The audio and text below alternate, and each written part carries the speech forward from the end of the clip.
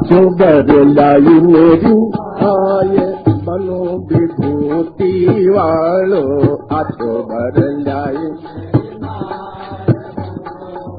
होती वालो आचो बर लाई।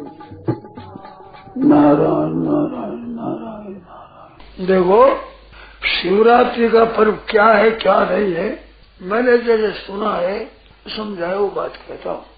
वास्तव में ऐसी बात मैंने सुनी है कि भगवान शंकर का विवाह हुआ है वो दिन है, विवाह का दिन।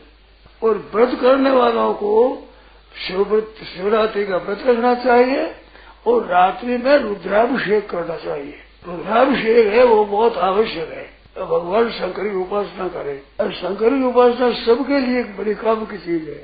तो भगवान शंकर को गुरु बताते हैं, ये गुरु है सबके, और भक्ति के भंडार है ये, तो सबको देते हैं। और देने में ऑर्डर डाली है, जो आ जाए उसको दे, परवाही नहीं करते हैं।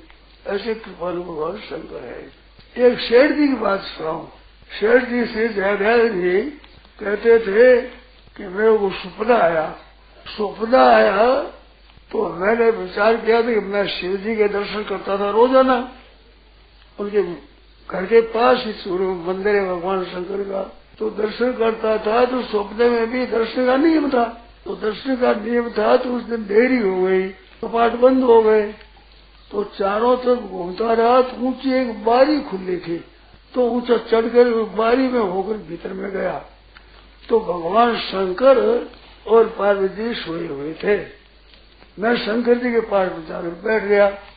तो शंकर जी ने कोट काकड़ डोरा बना हुआ था, मेहंदी लगी हुई थी, और जो जैसा श्रृंगार होता है विवाह के समय वैसा था।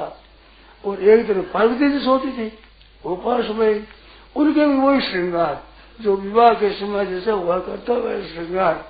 तो मैं शंकर के पास में गया तो भगवान शंकर ने कहा जा तेरी माँ के साथ सो जा। तो मान करके सो गया वहाँ।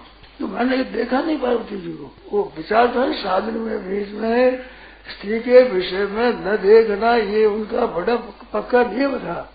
तो पार्वती जी कैसे थी क्या थी मेरे को पता नहीं। मैं तो उस गोदी में जाकर सो गया, सोते थे गोदी में सो गया। नींद नहीं आई, आनंद आया मन। तो नींद नहीं आई तो पीछे आ गए भगवान शंकर यहाँ बैठ गया कि कैसे सोया नहीं, कि मेरे को नींद नहीं, इस वजह से आपने पास में आ गया। तो ये सुना है कि शिवरात्रि के दिन उनको विवाह हुआ है, विवाह का पर्व माना जाता है। ये बात है खास। दूसरी बात, आप अगर विचार करो तो आज 11 विचार कर लो कि मैं भगवान